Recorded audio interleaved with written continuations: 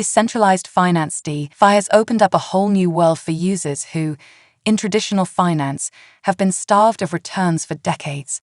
The potential to earn passive income from DeFi is vast, and opportunities abound in this exciting space of ever-evolving platforms, protocols, and exchanges. We'll see in this video the ways to earn passive income through DeFi, so keep watching. But before that, welcome back guys to your own channel Women in Crypto, where I share amazing and informative content through my videos. So without any further delay, let's get started. Number 1. Lending. The first way to make money in DeFi is by lending. This means letting other people borrow your crypto. Now, I know what you're thinking. I already knew about that. There's block fee referral links everywhere. This is not DeFi. In fact, this is CeFi. DeFi stands for decentralized finance, which is a fancy way of saying it's not controlled by anyone. You actually control your money. You can move it when you want, immediately, and without anyone approving it. With block fee, you are actually giving your money to them. They have like a 24-hour waiting period to withdraw, and technically they have to approve it. Nevertheless, their current rates are like 7%. Might as well invest in the stock market, right? Even worse, they keep lowering their rates. Now, it is not uncommon to see 30% rates in DeFi, and I can personally guarantee you that if I were block fee, I would take your money and invest it in these 30% platforms, and then give the 7% back to you, earning a ridiculous profit without telling you.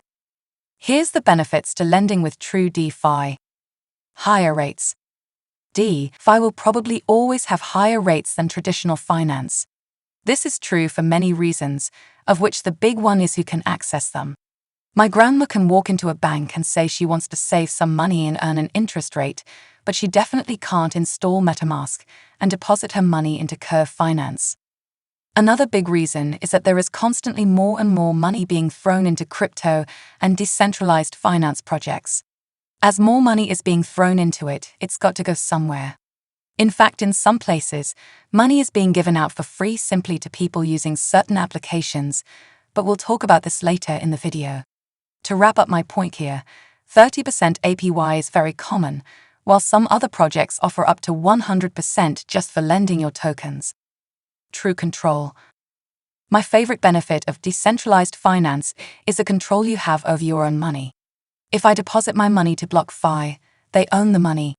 They could send it to some company overseas, get sued by the US, declare bankruptcy, and then there would be some guy on a yacht somewhere smiling that my crypto bought him some $100 stake or something. With DeFi, the only person who can send your funds is the person with the private keys, and if you don't share your private keys with anyone, that person is only you. The government can't even step in and be like, "We're taking your crypto." Unless they force it out of you, there's nothing they can do to get it.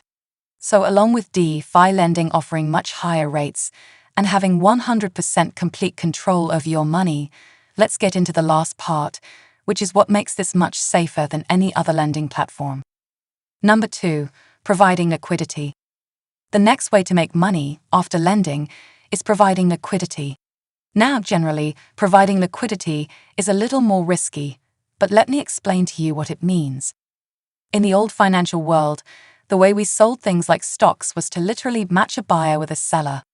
A buyer put up an order and said, "I'll buy 5 stocks for $100, and then they had to wait around for a seller to agree to them and make the trade. In crypto, we have really smart people using code and programming to make this process way better.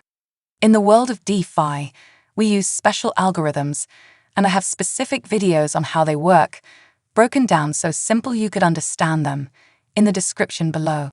Anyways, in the crypto world, we use pools of money. So if you want to make a trade, you go to the pool of money and say, "I have this much money. How many doggy tokens can you give me?" Then it tells you, and you can agree or decline. Now, how can you make money with this? You give your crypto to the pool. Since every trader who makes a trade using this pool pays a fee, that fee will go straight to you. You'll be earning free money, very similar to how lending works.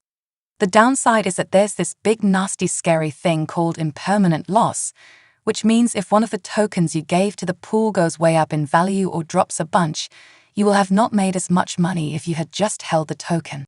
So you're trading off potential upside and downside for the trading fee that you may earn. In many cases, the trading fee you earn for lending your money to the pool is much more than impermanent loss. Nevertheless, we are here to deliver value, so let's go over 3 ways you can provide liquidity starting from the least riskiest. Providing liquidity to stablecoins. The safest way to provide liquidity is to provide 2 stablecoins.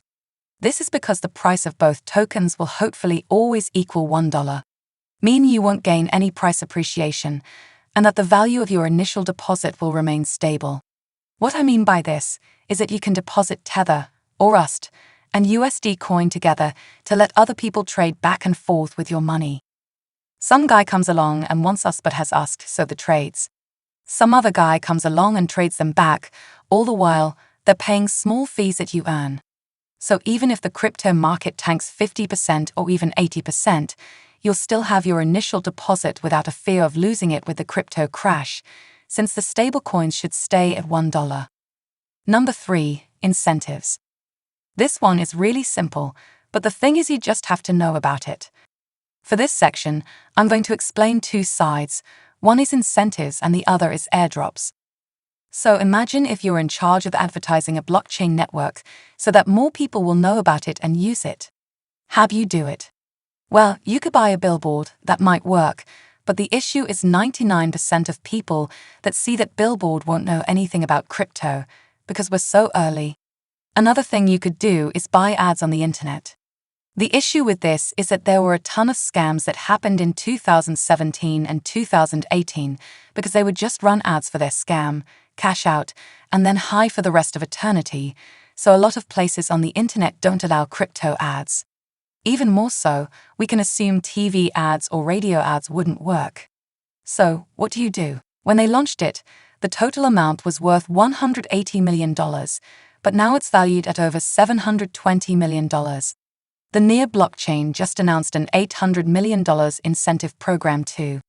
The Phantom Network is taking a different approach by offering millions of dollars to developers who create certain applications on their blockchain. Money is being given to people just for using the blockchains and trying out platforms, and you can be one of those people. Wrapping this up, there is so much money being moved into the crypto and blockchain space that just by being around and keeping your eyes open, you can probably earn some decent money. The trade-off is that as more people get into the space, these incentives, airdrops, and even lending rates will start to drop. Hope you enjoyed today's video. Subscribe to Women in Crypto for more amazing videos like this with me. Until then, peace out.